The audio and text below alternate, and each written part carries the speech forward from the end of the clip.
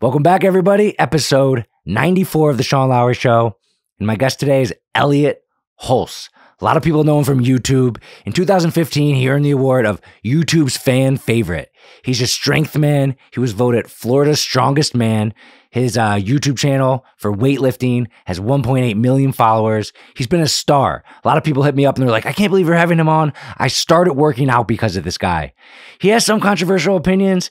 He's very interesting, and we get very into the ins and outs of life, the ups and downs, the pendulum, the seasons, as he calls it. Probably one of my favorite podcasts. Very insightful. I hope you enjoy it as much as I did. Let's go, baby. Episode 94, Sean Lowery Show.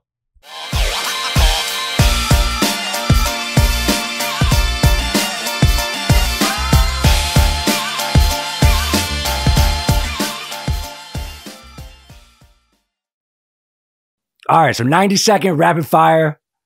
Starting the clock. Let's do it. All right.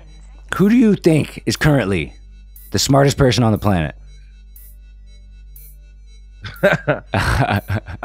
Start off with a tough one. I think my dad's pretty smart. Okay. My dad's a really smart dude. And all right. As with all geniuses, he's also a little crazy. Hey, that's kind of a lot of, yeah, geniuses are crazy. That's kind of a good thing. What's your favorite movie? The Matrix. The Matrix? Okay. Red pill, blue pill. The Matrix is a good one. If you had to live in one country besides America, what country would you want to live in?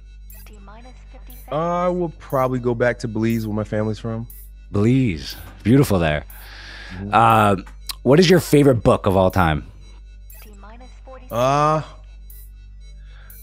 My default answer is Ralph Waldo Emerson, The Collective Works. Okay, that's a good one. If you could only do one exercise for the rest of your life, you're limited to just one, what would be the one exercise that you would do? Squats. Squats, core, like it. Who's your favorite person in all of history, dead or alive? Jesus Christ. Jesus Christ. Okay. Do you have a favorite entrepreneur? Myself. Yourself. Love it. Love the confidence. And boom, 90 seconds. All right, man. Yeah, it looks just been starting off like that lately, but yeah, thank you so much for coming on. Like, it's a conversational podcast, and I love your content, like I was saying before. And the first thing I kind of wanted to ask you is something I've been thinking a lot about lately that I thought you might have some good insight on. Is so I'm a hustler. Like, I'm an entrepreneur. I've been up all weekend moving to my new building. Like, I love like hustle culture. Like, I think it makes you happy. I love building businesses. I love working hard. And I feel like over the past 2 or 3 years, like hustle culture has kind of like gotten a little less popular. Would you agree with that at all? In my mind, it has grown less popular. And so, I could understand why that would be the case. Why? Why do you think that's the case?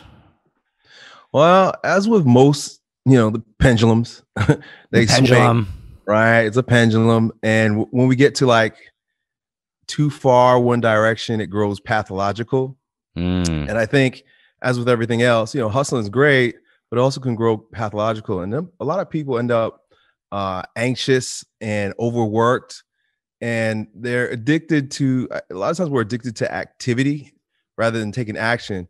So people are like spinning their wheels. They're like on a hamster wheel, and they're doing a lot of stuff, and they're realizing they're not getting the results that a lot of commercials or a lot of ads promise. And so now they're realizing, okay, maybe I got to take a step backwards. And I think Jim Rohn once said that entrepreneurship is personal development wrapped in a business. So a lot of people are beginning to realize that, okay, maybe I'm not ready for this. I got to figure my own stuff out first. Right. I mean, it's obviously personal for everybody. I mean, I'm going to keep hustling, and when the pendulum swings back, I'll be right there. As far as content, it'll be popular again. But of course, I mean, I value sleep. I try to meditate, I exercise, I try to take care of myself. But I personally find great happiness in working hard and having something to work for every day. I guess maybe I do like activity, but maybe it's not for everyone, and that's fine. I mean, whatever makes someone happy, right? Yeah. Yeah. And I mean, we'll see when it swings back. But would you consider yourself like a hustler? Like, what's your take? Do you take vacations? What's your take on like go, go, go all the time? It's just been my experience that life happens in seasons. Okay. And there are hustle seasons. Like, so for example, I got married at 23. I had my first child at 24. I had my own business running smoothly by age 27.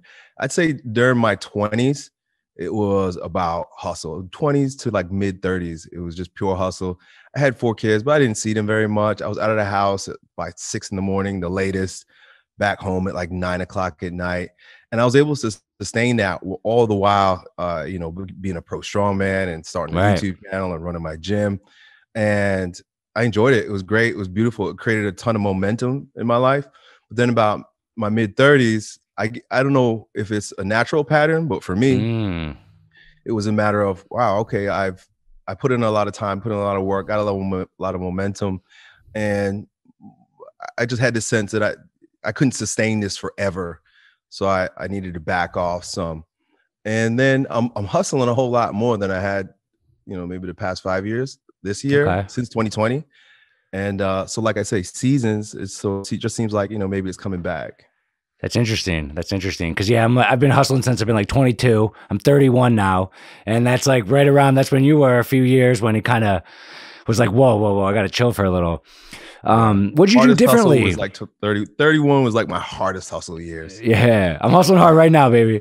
What did you do when you kind of stopped hustling a little bit, took it back? Did you just like spend more time with your family?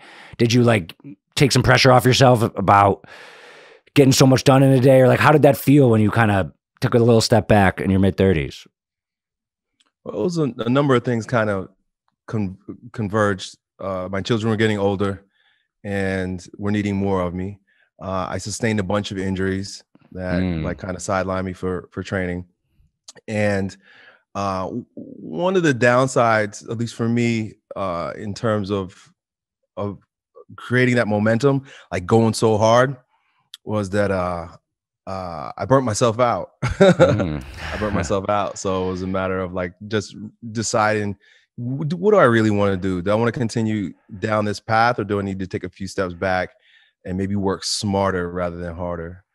Wow. Yeah. That's fascinating. I mean, I think anyone that's smart, they still try to work hard and smart. You could do them both together, right.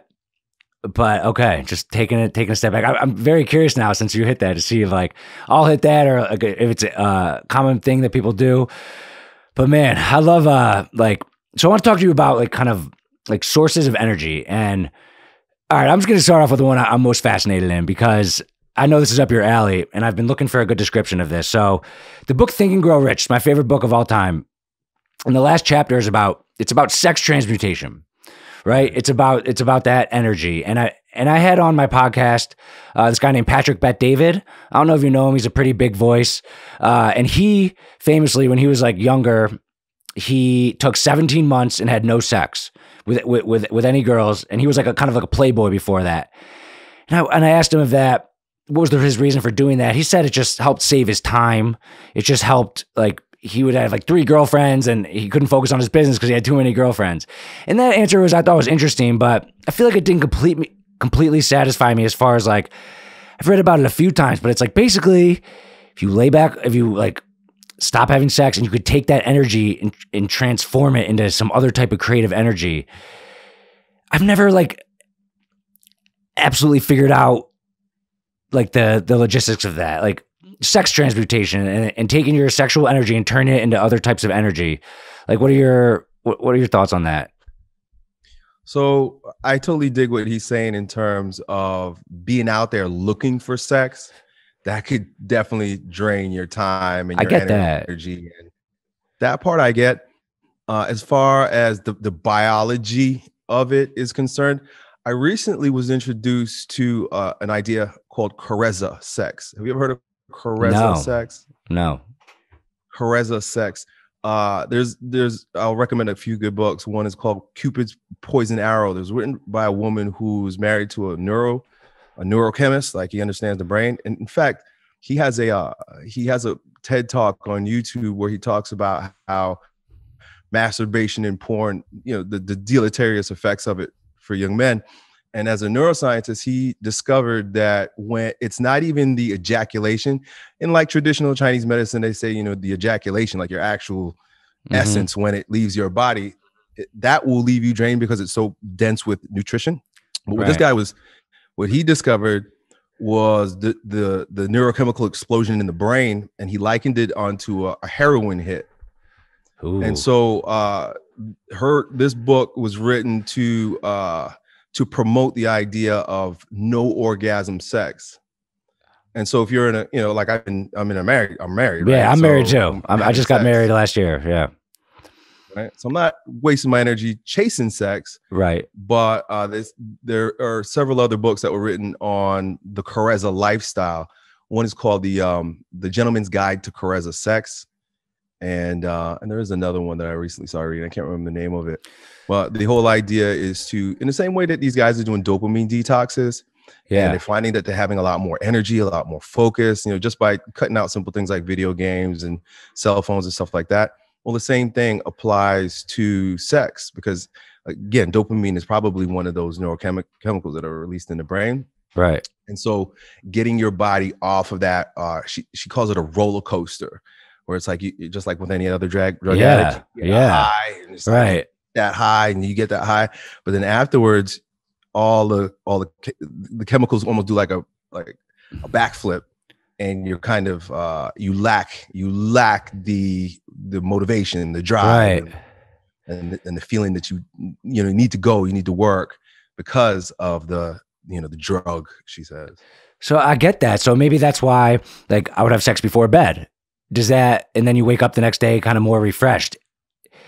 Does that not work? Is the sleep not like heal it? I mean, there's still the roller coaster, because then like 48 hours later, you're like, all right, I haven't done it in a while. And then you're like ready to do it again.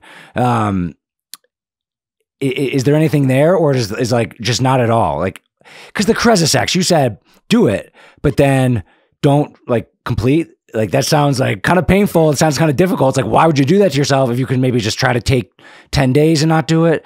I'm fascinated in this topic. I'm trying to like, so by having sex, so the difference between like no sex at all or no FAP at all, where you're not stimulating yourself at all, and Carezza is that the idea anyway is that by stimulating yourself sexually, right, having sex but not ejaculating, you're circulating sex energy in your body. So you don't want it to lay dormant, you want it to circulate, but you don't want to lose it. So it's a matter of stoking that fire, but then keeping that fire up.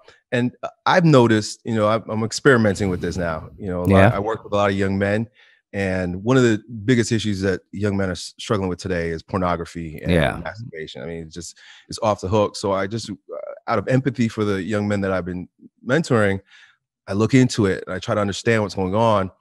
And so I wanted to try it out, but of course I'm in a married relationship. Right. So I've been practicing, I've been trying it. And one of the things I've discovered, this is just anecdotal, is that if I have sex and I don't ejaculate, for the next few days, and this is different than if I don't have sex at all, but for the next few days, I'm just on a different level in terms of motivation and focus and intensity.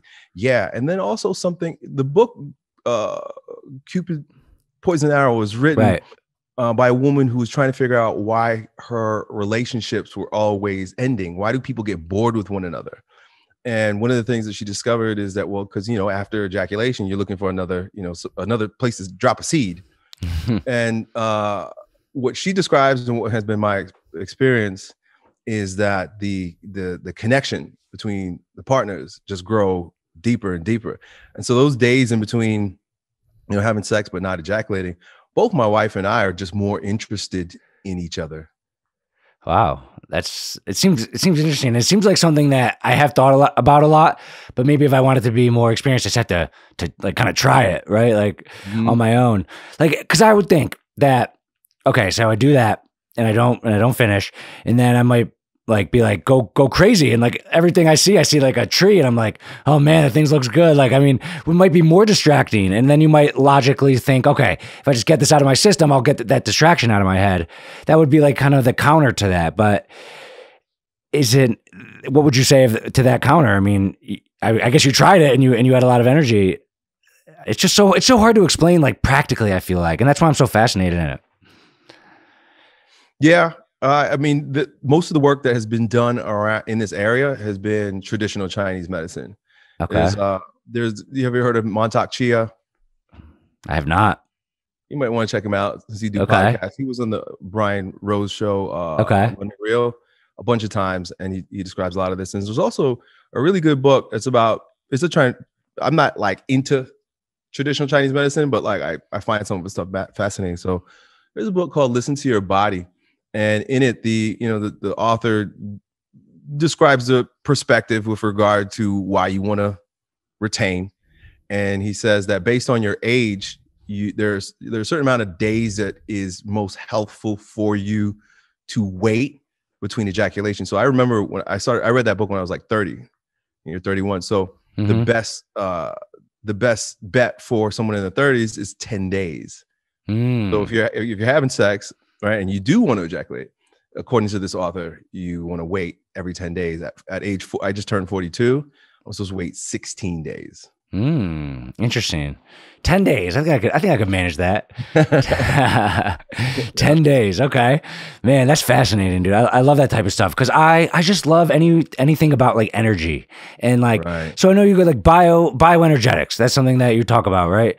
And that's kind of like just pumping yourself up in a way. I mean, how would you explain like bioenergetics? Circulating the energy.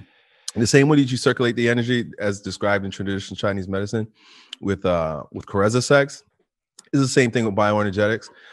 It's circulating your energy so that you have more. So a really good example, I thought of it today because I read all of Alexander Lowen's books on bioenergetics, and like I really dove in super deep, and I worked with a bioenergetic analyst for about 4 years. Wow. And it was amazing. The main thing is the main goal to reach is full self-expression, to be able to express yourself fully with all your energy, but in a grounded way, not a chaotic way. Okay. Having a lot of energy sometimes is like chaotic. It's like, well, I just calm down. Well, the whole idea is to have that kind of energy, but rather than discharging it, it's a matter of circulating it and circulating and like sustaining it. Right. Over time, right? And you learn that with Carezza sex also, right? Because you're stimulating the energy but without discharge. So you got to work on your breathing. There are two things that are huge with bioenergetics, but the same with Carezza sex. It's you got to be in touch with your breath. You got to be breathing deeply, and you got to be breathing rhythmically. Also, you got to relax your muscles, your muscular system. Wilhelm Reich, one of the founders who was inspiring to Alexander Lowen, who discovered bioenergetics, says that we have what are called neurotic holding patterns within our body. And so what a good way to describe that is, there are psychopathologies, right? There are certain ways that people think, but what he discovered is that your body actually starts taking the form of that psychopathology, and you can actually characterize people by the way they look. And the way they look all depends on where they have too much trapped energy in their muscular system, or where they're lacking energy with regard to the circular system. Wow. So it's both, or the muscular system. It's both breath and muscle work. And like, how can you tell by looking at somebody? Is like their posture, like the way they're walking, the way their shoulders are? Everything from the look in your eye to the depth of your voice, to the way you walk, right? Also holding patterns in the muscular system. For example, someone who holds their shoulders up, or someone holds their fists tight. A lot of people unconsciously hold their belly in. And so these all, it's like reps, the longer you hold that tension in that part of your body, the more it grows chronic, and then it starts shaping you. And it could be, it's everything from, the feet are huge. because we live in a world where everybody's got their feet cramped up in these little shoes and we're walking on concrete. The feet lose their sensitivity and they have a sort of rigidness to them that don't allow a full, almost, if you consider your body like a battery, a full groundedness. There's no grounded because we're cut off from the negative ions or the negative charge of the earth. So things like foot massage, rolling out your feet, but then also getting your feet in the dirt or walking on grass, things of that nature. Okay. Yeah, it's great, just kind of like being one with nature. I mean, yeah, I don't walk in the grass that much in bare feet, and that could be something that's healthy and good for you. Jeez, that's crazy, man. So like a lot of the young men that you coach, that's something that you are all about, right? Is a lot of their problem like lack of energy, and like we talked about being addicted to porn and stuff like that, which I can understand. Is it also lack of like motivation and energy? What do you think the biggest problem in young men today is? Well, kind of just going along the lines of what you're describing, it's not even necessarily a lack of energy. It's misdirected energy. We live in, you asked me about my favorite movie, The Matrix. We really live in a sort of a matrix, and it's only growing more and more like a matrix because we live in a digital world, a make-believe world. We live in the clouds, literally. So there's a lot of emphasis on, say, video games, right? A lot of guys play video games, right? And what's really interesting about video games is not only is it misdirected energy, but it creates sort of an energy block throughout the entire body. Because, so for example, if you're playing a game where you're running around shooting people, right? In the brain thinks that that's happening, right? You're deeply engaged and you're making all these moves and you're dropping and you're shooting and stuff like that. But at the same time, the body, which would normally be working with the brain to make that happen in real life, is sedate. It's passive. Right. So it's sort of this weird active but passive state. So then we become really hyperactive up here, but dormant down below. And it's interesting because that's how the school systems teach us also, right? Especially young men, they say that, there's a lot of attention deficit hyperactivity disorder. Yeah. Well, it's not necessarily, it's more so a misdirection of the use of that energy. It's all up in the head. Wilhelm Reich would describe this as the schizoid character structure, where the word schizoid coming from schism or split. There's a split between what's happening in our heads, our imagination, and our body. And so porn is another one that disrupts that unity of the mind and body. It's because you're in your imagination. Sex becomes, this is something I learned from studying Carezza sex also, is that one of the biggest problems with men is premature ejaculation. And premature ejaculation is anytime you ejaculate before you want to, right? Before you command, all right, I'm ready. And one of the reasons why that is because we live in an imaginary sex state. A man is having sex before he's even having sex. He's already there in his imagination. He's probably seen it on pornography or whatever, or in his brain. And so we're basically halfway through the act before the body even gets involved. And so with this one author that I was reading with regard to Carezza sex, he says you have to clear your imagination fully of any past sexual experiences or any spiritual, or any sexual imagery, and be fully present with your body and the woman's body in that moment. That's a hard thing to do. I was just gonna say that's not easy for someone to do. And like meditation, is that something that you practice at all to keep the mind strong and to be able to that's so hard to do, eliminate that thought that's so powerful, like in the moment. Like, how can you make your mind stronger to be able to do that? Do you have any practices like that? Do you meditate? Along that lines is anticipation. Is another one that we have, this anticipation, almost like a drug addict, right? Because remember we talked about how the ejaculation or orgasm, is like a drug spots in the brain.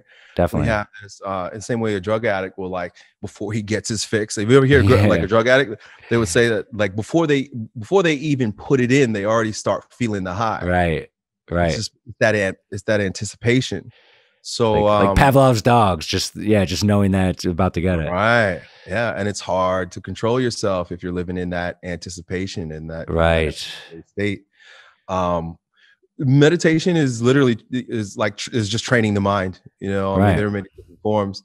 Being able to train the mind by combating or eliminating or seeing past the images in our mind is very helpful. Being conscious of the conversation we're having in our mind. A lot of times they call it unconscious. A lot of times there's thoughts that are running through our head that we're not even aware of, but the body knows. And so one of the best ways, I was a big fan of Osho for a long time. One of the best ways to know what's going on in the head is to notice the body, right? Someone might say, oh, I'm not nervous. But then you look at their foot and they're just tapping.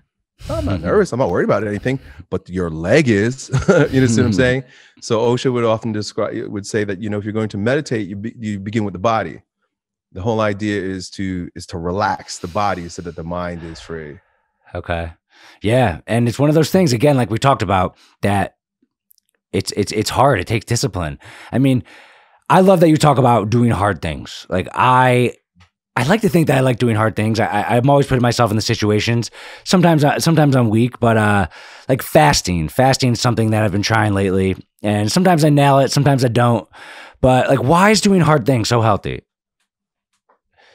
Well, for a number of different reasons. One of which is like meditation.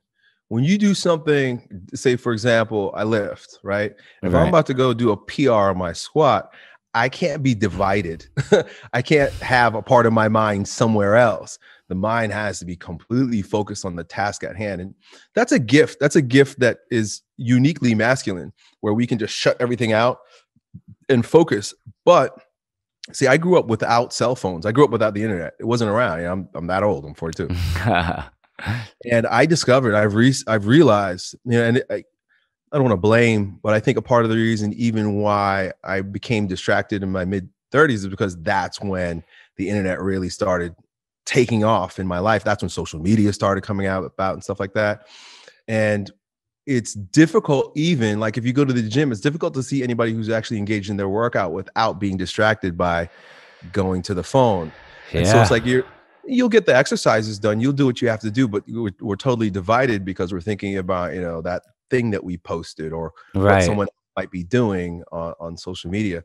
So the guy that promotes dopamine detoxes, that's a big part of it, because we're getting like little drug hits every single time we our attention is diverted to one of these Pavlovian. Dude, I'm absolutely addicted to my phone. I admit it. I mean, sometimes I like to justify it to myself as far as like I have an e-commerce business, so I'm on there. I'm checking my sales. I'm checking to make sure that my ad spend is at the right rate.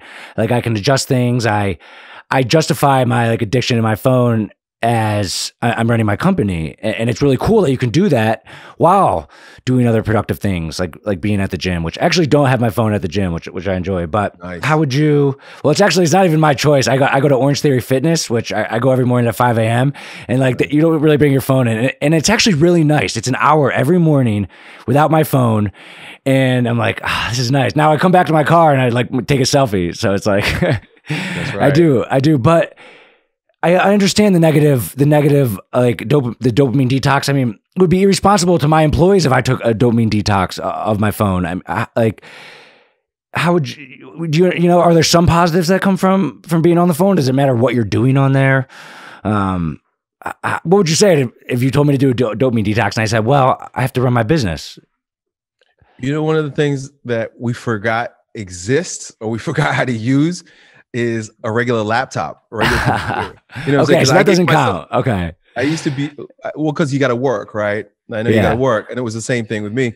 And I remember the first time I got a smartphone, I was like, wow, now I can work everywhere all the time. Right. And I thought that was a great thing, until I realized that I have no self-control over it. When I'm, you ever pick up your phone and it's like, yeah, I'm going to do some work, but I just got a message for something, something else. And then it's like, I could spend the next 10 minutes going down a rabbit hole, and I'm like, yeah, what did I pick this thing up for? yeah.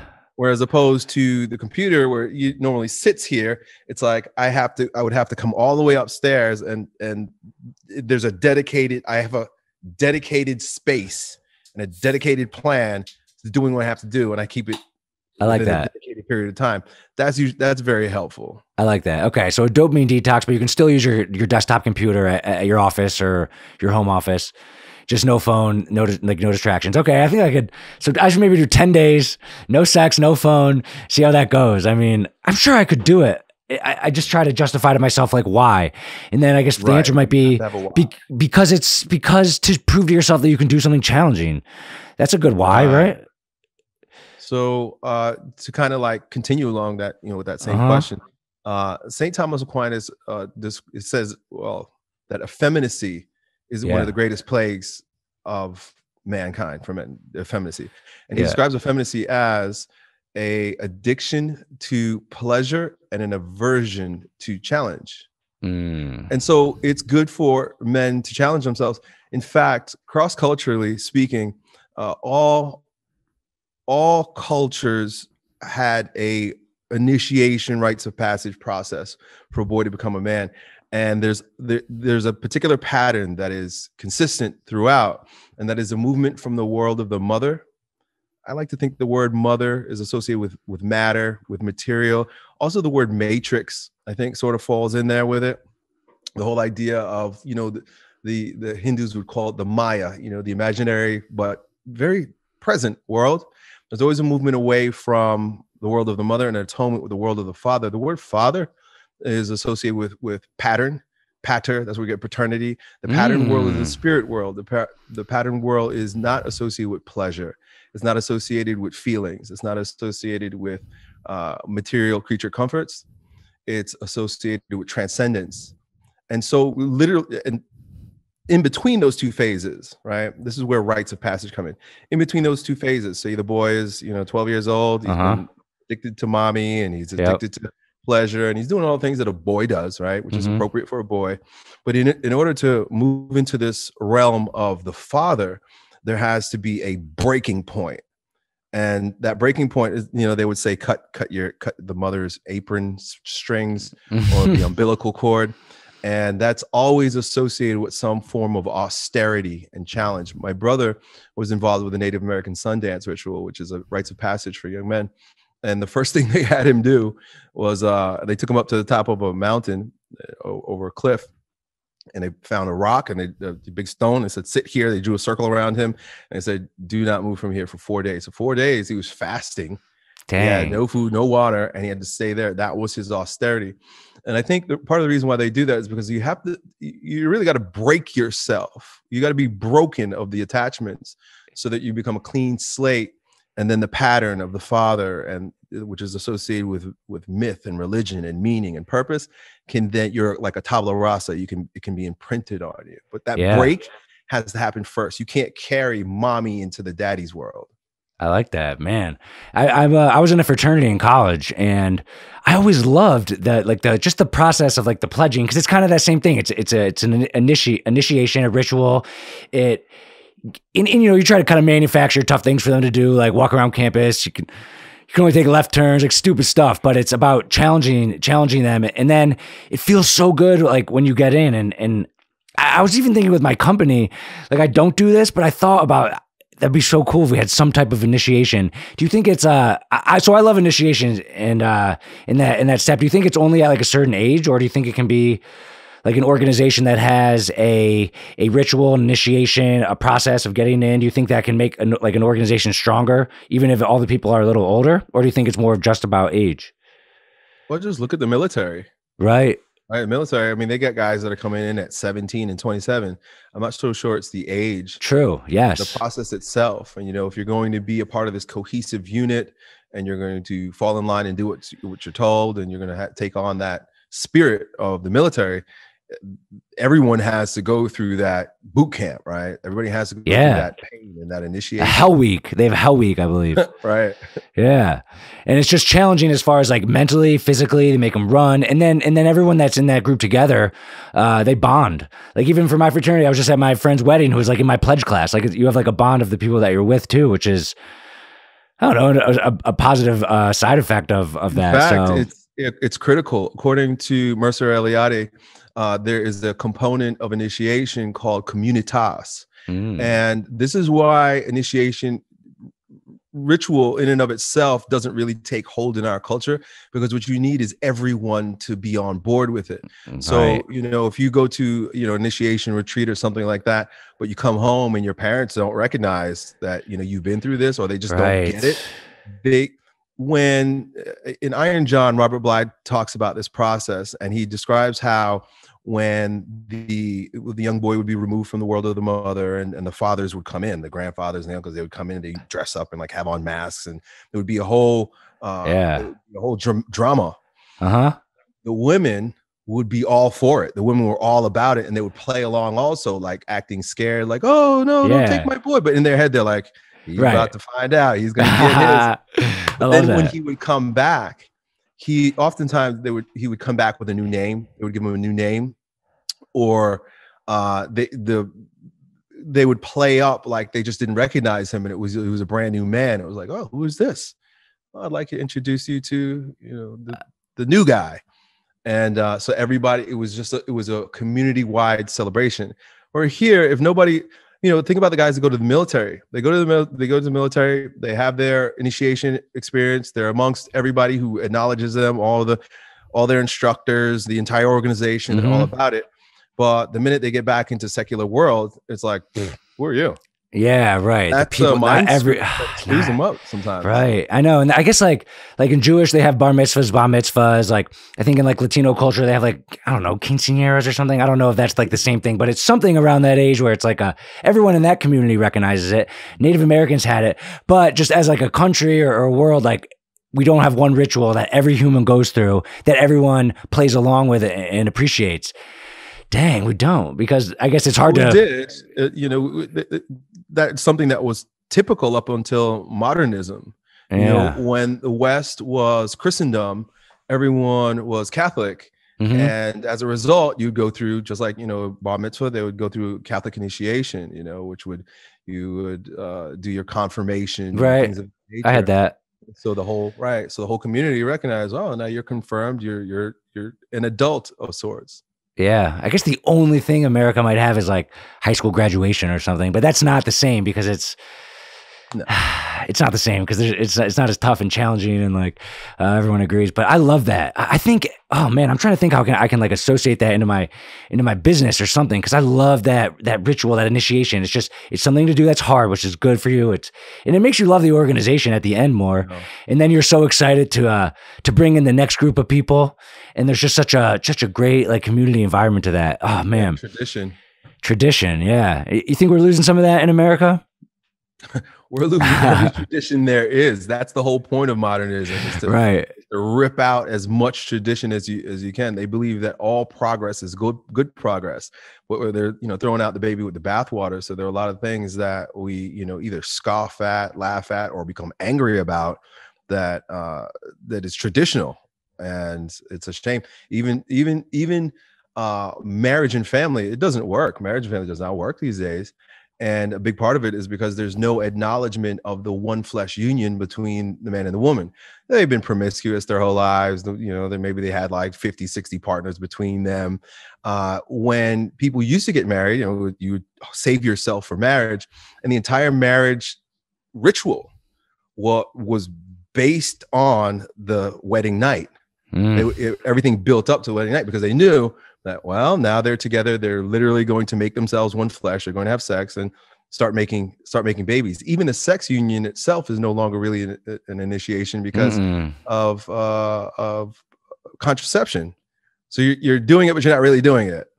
So what modernity has done essentially has desacralized everything. Everything's profane. Right. So you're like for no sex until marriage? It's a good idea. It's a good idea. It's a good idea, especially given what we talked about before, where men are ruled by our addictions. Men are totally ruled by our addictions. And when you have an addiction, your drug dealer becomes your God. And you can very quickly see, you know, they call them simps, right? Like men are simps these days. Yeah. Well, just because we literally put women who now, because of, you know, there's no modesty in dress. There's no modesty in behavior. You screw through Instagram and it's just a bunch of butts. They're just shaking. There's butts everywhere. Cardi butts B. everywhere. And so that's like a drug dealer saying, "Hey, here I go. You got it." And what is that? And a lot of men, they take the bait, and then we become addicted. And when we become addicted and we bow down and pander to and put the pussy on the pedestal, women run rampant. They run rampant. They run all over us. And it's really where we find ourselves today. I think what about this counter to the no sex before marriage? It's more about like living together, right? So like living together is part of like the traditional, you get married, you get gifts at your wedding for your new house, a blender, a microwave, and then you live together for the first time, have sex from the wedding night for the first time traditionally. But like if you never lived together before you're married, sometimes you might learn more about that person after that you would have learned when you're living with them. I can buy the no sex before marriage. I absolutely did not do that by any means. I could buy that, but I do think someone should like live together before they get married. What do you think about that? Well, that would make sense in a world where there's no courting. Courting was a process by which you would do a deep dive into someone's life, their history. This is why the father would, or the young man would ask the father for his daughter. I like that one. I just think about my daughters. If a young man comes to me and I would like to court your daughter, not only would he potentially receive my blessing, but he would also receive all my warnings. I know my daughters. I'd be scared of you, man. I'd be scared if I was going to ask one of your daughters out. Right. But at the same time, who knows that person better than their parents? Nobody knows that child better than their parents. Right. So it would behoove both families and young people for the families to let's talk. You want to marry my daughter? You want to marry my son? Why don't I tell you a little bit more about her, things that you might not know? I'll give you some warnings. But because all dating happens outside of the family and there's no more family blessing because there's no more families, you end up with a complete stranger that can hide things from you forever, until maybe 10 years into your marriage, that had only someone warned you because that's their family. They know that child. But none of that exists. So people have been fooled into believing that, well, if I have sex and live with this person, then I'll get to know them. But that's not the case. The minute you have sex with someone, and I'm speaking about men in particular, the minute we start having sex with women, I see it all the time. The sex goggles go on. And with the sex goggles, you no longer can see red flags. All you can see is, oh man, I can't wait to get up in that once again, right? And when that becomes the focus of your attention outside the bond of marriage, you very easily oversee a lot of the dark sides of a person. Right. And I mean, divorce rates are very high. But you said none of that exists anymore. Some of it still exists, right? Like I knew my wife's family, and I asked her dad for permission to marry her. There's still some of it, but you're just saying like society's kind of going more in the direction of not that, and you're maybe trying to stop it. Like, do you think like society could go back at all? I mean, what would you want to do? I guess you're kind of doing it. You're out there, you're talking to young men, you're putting these messages out there. Is there hope in the future for us to go back to a little more of a traditional like relationships, or do you think like the cat's out of the bag? And are you hopeful for the future, or what are your thoughts for the future of the country and all this stuff?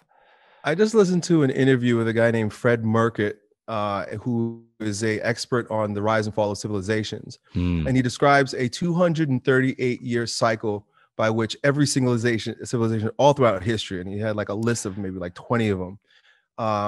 On average, 238 years. That's like right where America's at. We're right past it. We're 6 years past it. We're at 244. And he describes the very last phase is called decadence. And so we're in the decadent stage, and according to him, who's he's an expert in this, there's no turning back. Oh man. The essence of decadence is the loss of tradition. the loss of religion, the loss of meaning, and this basically anything goes behavior. And that's basically where we are. Anything goes. There are no rules. There's nothing held sacred, like I said before. So it's his conviction that this just has to all fall apart before we could rise up again. I think who's Durand, who's the author? I can't remember his first name, but he says that religion follows us.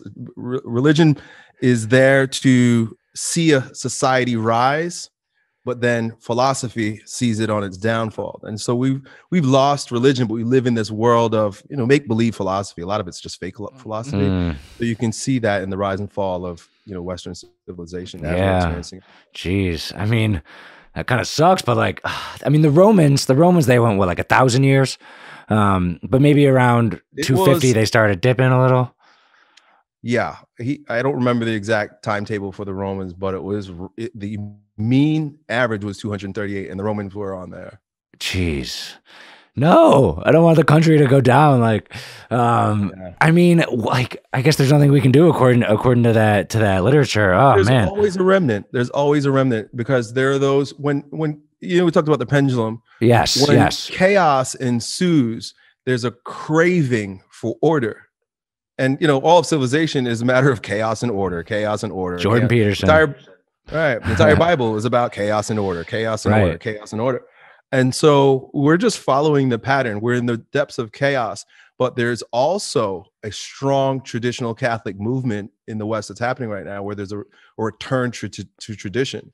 I saw a really funny meme the other day that described, decadence started about the 1970s, 1980s in America, and late 60s. And it showed 3 pictures of revolutionaries, rebels, right? The rebel from the 60s was like this flower power kid with like long hair and hippies, right? That was the revolutionary. That was the the outlier. Right. And then in the 80s, it was punk rock, the big mohawk. Metallica, AC/DC. Right. Yeah. That was it. 2020, it was a picture of a well-dressed man, a woman, and their children. That's to be rebellious. And there's a strong rebellious movement back to tradition. The young people are craving tradition, and they're going back to traditional. At least this is based on a Catholic podcast I was listening to.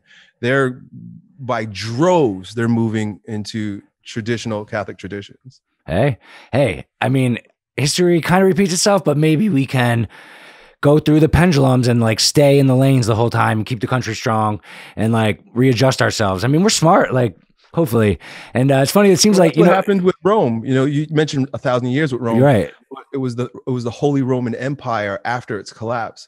Catholicism brought Rome back to its dignity, but it was because everything collapsed to such a degree that God and faith became preeminent. Right. And it's easy to remember the timeline of that, because Catholicism was around 0, right? 0 and Jesus, AD, and then 100 years later. So they were 500 BC. So yeah, probably 1,000 years. Seems like Kanye West kind of is feeling that trend, right? With his religious album. It seems like he's always a step ahead. Are you a fan of him at all? Not his music so much. I think he's okay with music, but I like him as a character, because he's an artist, man. And he's willing to think outside the box, and he's willing to speak up even if everybody's against him, and that's admirable. Yeah, I love that about him. He's one of I've always liked his music, and then I mean, I was a Trump guy, and then when Kanye came through, kind of just about free thinking. He's a wild guy though. Did you ever see that with him and Trump at the White House when they sat there for 20 minutes, and even Trump was like, "Oh man, this guy's wild." He was showing him pictures of invisible airplanes and stuff. But and his last album was very religious, so maybe he's sensing this swing back to traditionalism, and it can be a good voice. And a lot of people resonated with that. Well, just look at his life. I think a lot of our lives represent a microcosm of what's going on in the world. And if you look at his life, he fell into chaos. I've experienced that, falling into chaos. And when you fall into that type of chaos, just like that, that cycle of civilizations, it happens within the individual. Your life just gets so fast that you hit a wall, and then it's okay, order is what's required now. And that's when, that type of maturity sets in. Yeah. The pendulum. That seems to be like a theme of a lot of things we talked about. The hustle culture, the balance in your body, the balance of society. And I guess that's probably important for people to understand, right? Like as you get older or time goes on, like things kind of swing back and forth. And if you can just acknowledge that, maybe it can help you like just understand that everything's going to be okay in a way. Yeah, seasons, just like seasons. That's a better way to look at it, because most things we're experiencing is cyclical, right? That's like someone in the dead of winter just giving up all hope because they're like, it's just cold and nothing will grow and it's going to be terrible. Not realizing, well, yeah, but spring's coming. You'll be okay because nothing stays static. Right. And do you think that's part of like when you're doing hard things, like when your brother was on the rock for 4 days, no food, and he's 2 days in and he's starving. Like, what are the best things do you think to yourself when you are going through a hard thing? Is it just that thought? Like, this is just a season and I'm going to get through it. Like, how do you, the mindset of getting through hard things or doing hard things or fasting for a long time? What's like the best advice you have for just getting through it? Is it that? I think the key is no mind at all. I think when we get to the point where we stop thinking about it, we stop obsessing about it, we stop ruminating, that we kind of like let go and let God, and then everything is just all right. And that's why I think fasting in particular breeds humility, because you get to a certain point where you're like, okay, there's nothing I can do. I can think about food, I can whine about food, I could be grumpy, but none of that's going to help me because I still, like you said, man, I have 2 days left. Yeah. What are you going to do? Well, then you very quickly let go and you trust and you just rely and you just, I came up with a term. Yeah, go ahead. I just came up with a term, last time I was fasting a couple of years ago, called throning, where it's not so much meditating, but it's just sitting still and allowing. Noticing my thoughts, noticing my neurosis. I want to get up and go do something, but I'm so drained from fasting and so dehydrated that you become okay with just being okay. Throning. That's your term? Yeah. Well, a couple of guys in my king program. It's just like a king sitting on his throne. What does a king do? King, it just is, right? According to Robert Moore, who is the author of King, Warrior, Magician, Lover. Warrior, magician, lover. Warrior is doing stuff, right? Like you talk about your hustle culture. Right. Warrior, you're not a warrior if you're not doing something. You're not a lover if you're not feeling something. You're not a magician. You're not tapping into magician if you're not thinking about something. But the being aspect is associated with the king. And what is the king? He's not thinking. He's not doing. He's not feeling anything. He's allowing. He's being.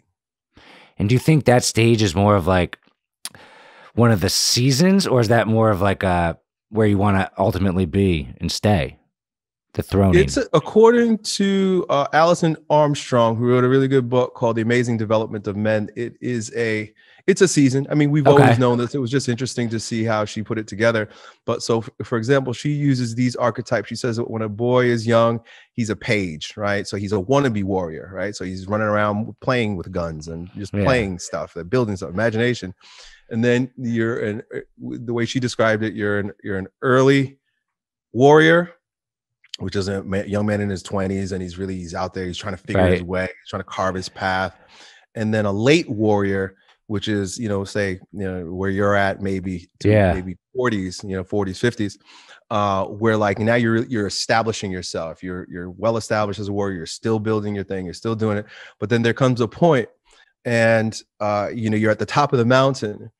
And according to Robert Bly in Iron John, he calls it a catabasis. There's a going down process. And in our culture, we often like to call it midlife crisis, but it actually turns out to be a very natural pattern where a man reaches his peak, his middle warrior, right? Middle to end warrior, where then he has to literally come down the mountain so that he can sort of do an inner journey. And then, and only after that abyss, that catabasis, is there an ascent to kingship, because now you've integrated all of your extroversion with your introversion. And so that the king requires that kind of a balance. And so then the king phase is only available after that going down. Wow. That's really cool. Wow. To put it in that like age group, the midlife crisis, everyone is aware of that throughout society. So then you go down and then you're allowed to go up to the king level. And then is that another ascension? Like, I guess I'm relating things because I'm in this warrior phase to like business, and I want to, I'd love to be like a Jeff Bezos, like, or I'd love to like conquer industries. Like, do you go back up after that and accomplish great things, or is it different for every person? Well, of course, it's different for every person. But the way she describes it is that, now that you've gone through all that, and there is a second ascent. Absolutely is but cool. You're a totally different person, because that second ascent, first of all, is much faster than the first, because you have all the wisdom, you're all smarter. life experience. Yeah. But what's really key, and which differentiates, say, a king from like a middle warrior, is that the king is detached, because the king has been there, he's done that. He almost has a sort of a I don't want to say apathy, but like a coldness about him, where he's like he's above the emotional pursuit. Where like in the beginning, our pursuit is emotional. It's like, it's very fiery. Well, the king does it in a much more mature way, where he's not attached, he's not fiery, he's not emotional, he's cool. And unlike the early stages, he's more willing to say no. He's more willing to, because time starts becoming a concern. Okay, I'm going to do this again. I ain't going to waste a single moment. I'm not going to waste any time. And so you begin to become, how can I describe it? Discerning, maybe more discerning about what you get involved with, what you're going to do, even if it's something that could be profitable. Because you know where that road could lead, because you've been down there. Very easily, the king will be like, you know what? I'll pass on that one, because he's more in touch with his wise wisdom, right? Like Mr. Miyagi. Like Mr. Miyagi was like probably up on king level with a Karate Kid. Like he's just wise and soft spoken. There's elder. That's Mr. Miyagi. Yeah, there's the elder. The king is still pursuing. The king is still building. He's still building. The elder has set all that aside, and what actually makes him an elder is that he can turn around and support the young men coming up. Right. So he's there to offer, like his whole purpose is the next generation. His whole purpose is to be there for guidance for the young men as they're coming up. Wow, man, that is so cool, because it makes sense. It makes sense when you with all the stories of all these people. One of what's interesting about that, and something that I'm kind of fascinated in, maybe if you have any opinion on, is like anti-aging and like and living as long as you possibly can. Gene regeneration and like CRISPR and being able to live 150 years, 200 years, live forever. Like. Any interest or thoughts on that? Because a lot of rich billionaires are investing in the technology of living longer or forever, maybe. It depends on your perspective of life. Do you believe that this is our kingdom, or is our kingdom in heaven? So it's a matter of, do I want to create heaven on earth, which is, that's the Marxist utopia, isn't it? It's all about getting as much, doing as much, experiencing as much here and now, which is counter to the idea of Christendom, which is this life is an opportunity for our soul's growth. I'm here to experience, but not so that I can have it here. It's so that my eternal soul moves on and carries this wisdom into the next life. Yeah, I mean, I'm with you. Like, I saw you had a video like you're not open-minded about religion, like and I watched it. Like I kind of understand. Like I want to live as long as possible, though. Like here on Earth. I mean, maybe it's because I'm naive in a warrior phase. Maybe I'm not wise enough yet. But like, well, it's the Matrix. We talked about the world of the mother and the world of the father. The world of the father is the world of spirit. We are addicted to, and we're forced to be tied to the world of material, to the mommy world. So I'm not teasing you, but essentially we're all a bunch of mommy's boys because we're addicted to, the mammary glands of this material existence. Yeah. Give me more pleasure, give me more fun, give me more stuff. Yeah. There's no room for the ascent to the Father as a result, because we love this. So if someone gave you a magic pill and said you could like live another 100 years past your natural death, would you not want that? I would have to think. I couldn't answer that way. I would have to think long and hard about that one. It's fascinating, man, because I don't know how true all this stuff is, but I was watching this video about gene regeneration, where in a certain amount of years, like in our lifetimes, people will even start getting younger when they get to like their 70s or 80s, and we'll have to face this moral dilemma of how long do we want to live? And I don't know, man. It's fascinating, and my answer at this moment is I want to live forever, but maybe I'm just not wise enough yet. Man, who knows? Who knows? Yeah, the future is exciting. Yeah. Where do you see yourself going in the future? What's your plan for Elliott Hulse in the next 10, 15 years? Well, I just bought 42 acres of farmland in rural Florida. And so we'll be moving. Yeah, I live in Clearwater, Florida. Okay. So it's a city. I live in a suburb, but I've always had this dream of moving out to the country. So we'll be moving at the end of this month. We're going to move out there. We're going to homestead. We've been homeschooling. And I have big plans to build a new strength camp ranch out there. And wow, 42 acres. That's massive. Yeah, that's like, wow. That's kind of like Kanye in Wyoming. He's got his big land out in Wyoming. He's got the horses. He's got a little thing he rides around on. You said you're homeschooling your kids. Like, I guess like the people who would say homeschooling's bad would say they don't get enough like social interactions with other people of their age. Do you ever have any concerns about that?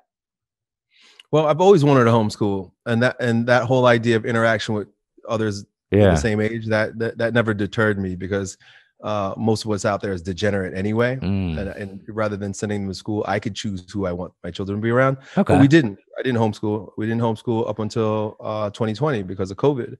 And the kids started doing online school, right? Because everybody was doing online school. And we just saw that as the opportunity, that like, look, the kids are home. The only difference is we're not teaching them. They're staring at screens all day. And that's part of the problem. Right? And so the online education is not where it's at in terms of homeschool. So now that because COVID has given us the insight as to what it is like to have the children home and what is possible. And the kids, they still get out. They still have their friends. They still go to sports. She's got one of my daughters has soccer tournaments all weekend. Oh, okay. They're totally involved. We're just going to take it another step and, develop our own curriculum and teach them based on our values. Develop your own curriculum. That's pretty cool. Mm-hmm. Yeah, we have a framework for it. There's something called the Charlotte Mason method. Okay. And this is a woman who was a school teacher in England in like the 1800s. And she has a unique spin on classical education. And it really has a lot to do with, it's a lot of reading, and it's a lot of reading the classics and giving your children like a classical Western education as opposed to the Marxist indoctrination that go to it. Even with private schools, I'm like, wow, really? They go to private school. I was spending like thousands of dollars, and they go to school and they're showing them CNN. I'm like, no. Yeah. That's not where our values are. So I'd much rather not spend my money for them to go there. Wow, that's really cool. Developing your own curriculum.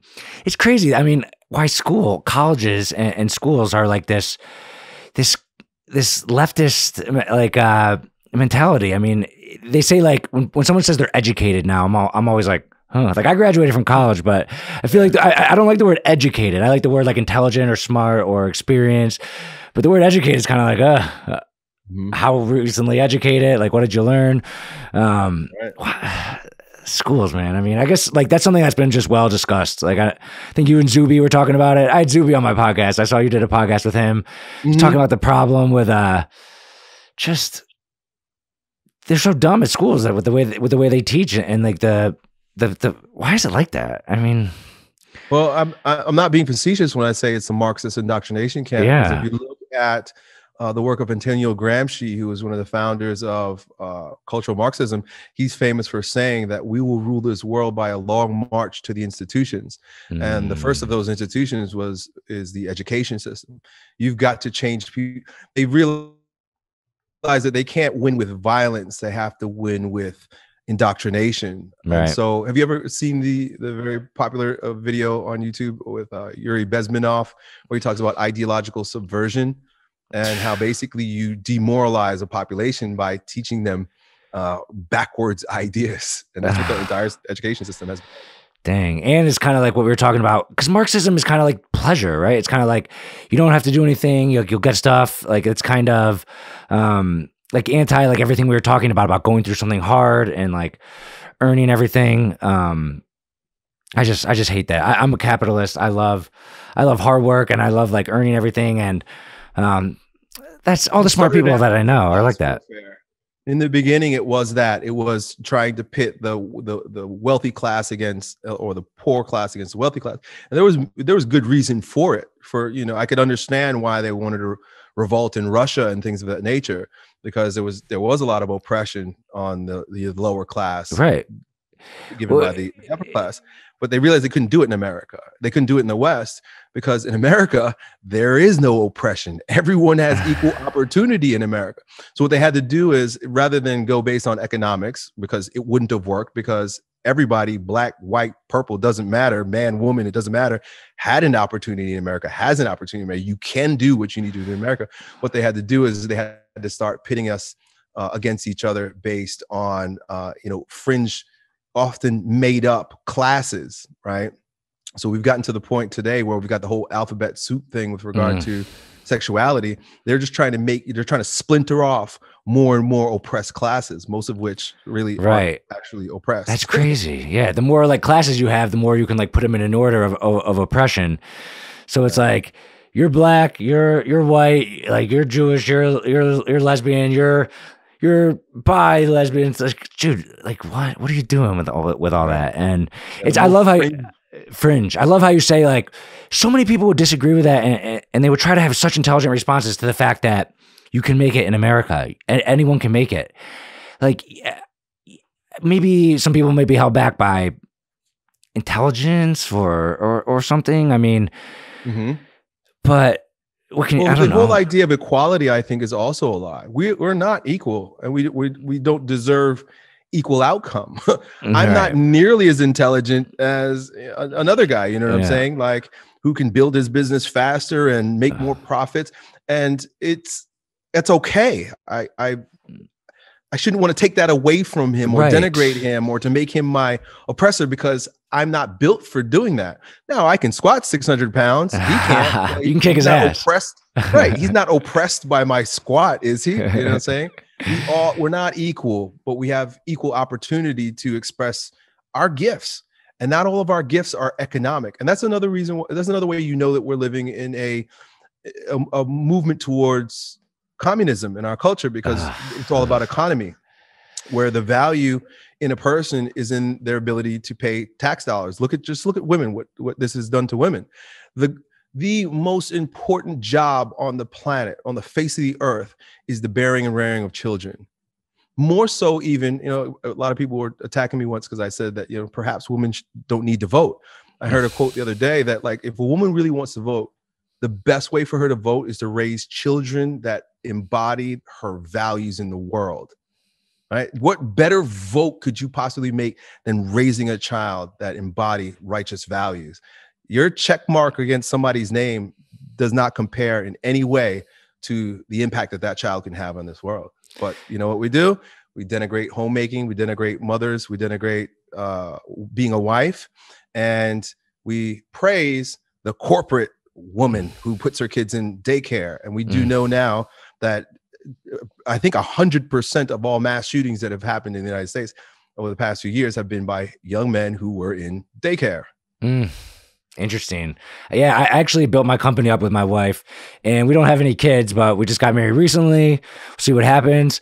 But that's something I have thought about. I mean, she's so valuable at work that I'm like, when we have kids, like, what do you think we'll want to do? Do we want to do like a nanny system, or are you like, so you don't think that daycare is good at all, or any type of nannies? You think the mom should be with the kids all the time as they're growing up? Yes. What about I need her at work. She's so valuable. She can maybe do it from home, or what? Your children need her too. Yeah, true. I don't want them shooting up schools. Here's the thing. You can hire another assistant. Right. You can't hire another mother. They're two totally different things. You can hire an assistant who can do a good job while your wife maybe goes part-time. Right. Part-time. Right. Part-time. Computer work. Right. That's what happens with my family. My wife works for me. I think that's the best setup. The absolute best setup is for the woman to work for her family, right? Women's value is in the family. It just is, because they're the ones that can create families. They're the only ones that can make babies. That's really their highest value. But in our world today, their highest value, which is a disordered value, is sex. Number one. That's why you got all the TikTok girls shaking their butts, right? Their value is 100% in giving orgasms to men, whether they want to admit it or not. That's what they're advertising. And number two, being wage slaves like men. Wow. I mean, I could definitely see how some of the modern thoughts could be like mad at you for saying stuff like that. But I mean, you've dealt with some controversy. Like, you just what's your approach to it? You just don't care? I just have my opinion. Yeah, right. Yeah. You might not agree with me, but the proof is always in the pudding. And I like to point out that most of the people that have arguments against my opinion don't have good lives. These are not women or men, regardless of who it is, that are living up to their highest potential. These are people who, for the most part, like you said before, take on this victim mentality. That's a good point. Good point. And that's why they're on YouTube giving you a hard time or whatever. They're usually miserable people. Wow. There are a lot of miserable people out there that have a loud voice, and it seems like it's loud because it's on social media and they might get some likes. And then we're pressured into not like agreeing with you. I agree with you, but like if someone said some of the stuff, I might be like, yeah, I agreed with some of the stuff. Like, we're pressured into agreeing with some of the things that like the mob says that sound good. And you seem to be very confident and like great at like being like, I'm just going to be myself, have my opinion, I don't care. Like, what advice would you give to someone who's kind of in the middle and they like don't feel like getting the mob after them, or it's not like the hill they want to die on, but they agree with it and they might like concede a little bit? Would you say don't concede, or would you say pick your battles, or what would you say about that to someone who kind of gives in a little bit? Like, I'll wear the mask at the store, stuff like that.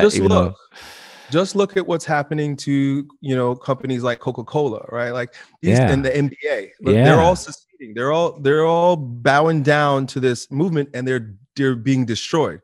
Their numbers are down. People aren't buying from them. All these giant corporations, there's like Target, for example, who gets looted and burned, and then yet they still promote and they keep getting looted and burned. These companies are not doing well at all. And I remember Dan Kennedy once saying that if you want to survive in business, first of all, you have to be divisive.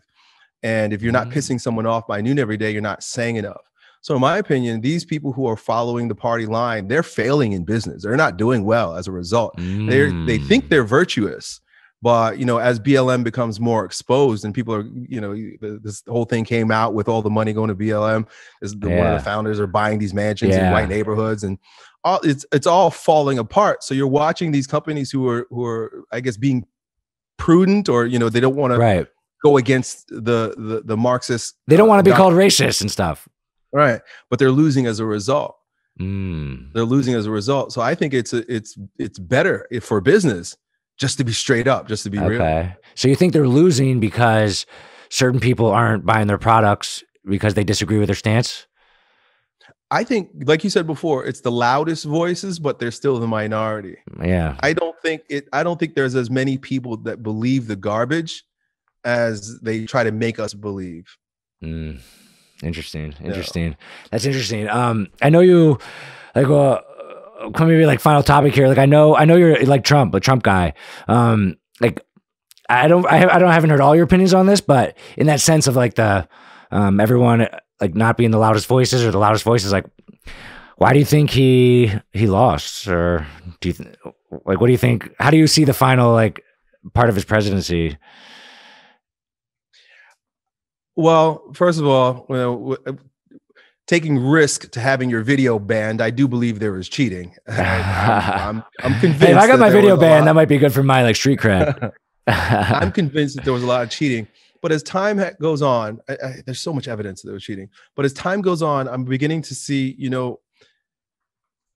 that maybe this was all a setup, because, you know, if you look at how like the Bolshevik Revolution and these various revolutions have happened over time, they always have to have a counter narrative. And one of the reasons why they need that counter narrative is to expose those who are not, you know, following the party line. Wow. And so in a way, I don't know for sure, but Donald Trump absolutely represents that counter narrative, almost as a means to expose the underbelly, or maybe even the silent majority, they call it, in America. And that was I think, whoever allowed him to be there, because now I'm starting to think that, you know, maybe he was allowed to be there.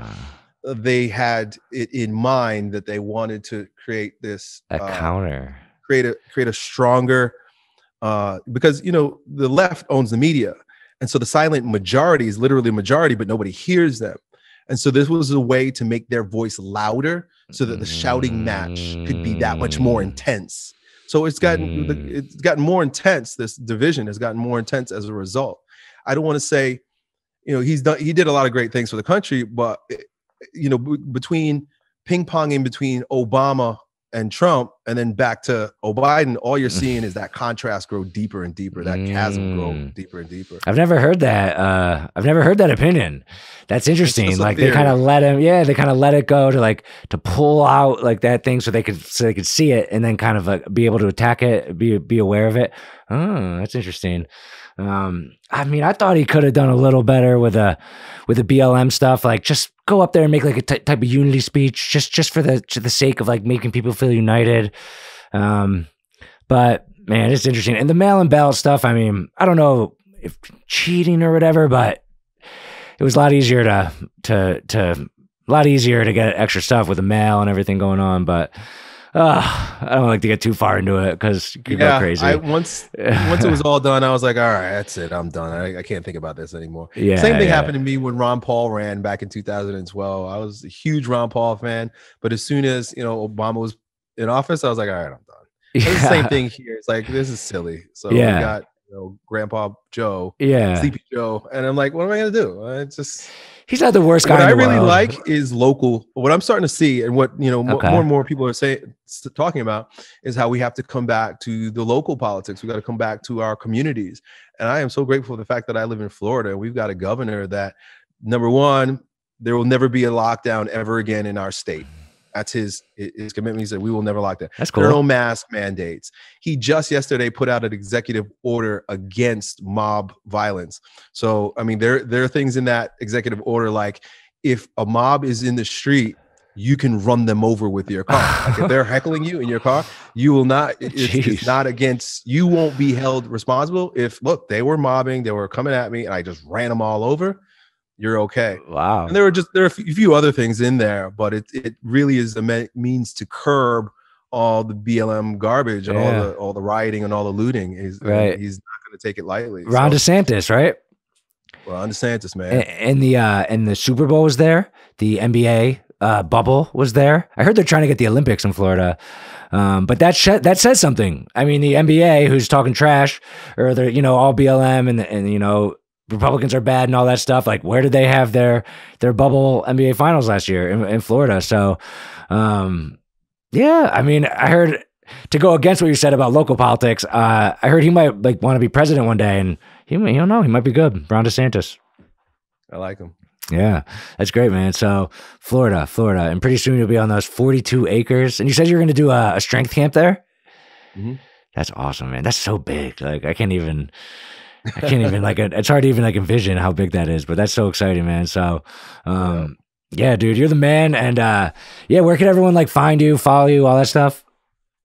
I'm on Instagram and on YouTube. You know, my Strength Camp channel has 1.8 million subscribers, but I haven't posted on it in a while. Once I move to the ranch, I just haven't had anything. You know, my workouts are kind of my meditation time. And if I got to worry about the camera while I'm training, it's just, I don't want to do it. Interesting. But when I move to the ranch, I'm going to hire a camera guy and a guy to just edit. Like, you take care of it. Just follow me around and even help me produce. Just help me produce this. Like, what do you want me to do? What am I going to say? I'm going to do. You never had anyone like that before? I did, to a degree, and that was helpful at the time. Okay. But I'm looking to revamp things. And, and I'm going to help me with that again. So the Strength Camp channel, my Elliott Hulse channel. I still upload very often, and then on Instagram. Awesome, man. I love what you do. You're very interesting, very fun voice. And thank you so much for coming on the podcast. Thanks for having me, Sean. All right, thanks.